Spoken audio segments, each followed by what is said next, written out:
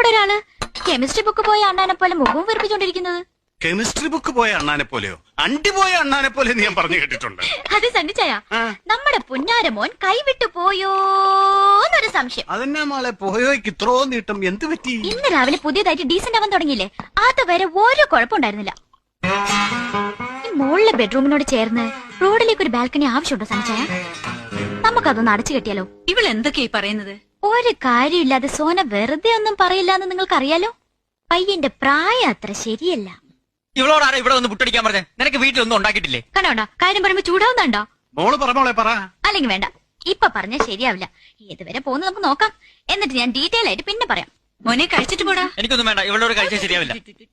അയ്യേ, ഈ ഡ്രസ് ഇട്ടോണ്ട് നീ കോളേജിലേക്ക് വരുന്നത്? ഇതിനെന്താ കുഴപ്പം? കുഴപ്പം മാത്രമേ ഉള്ളൂ.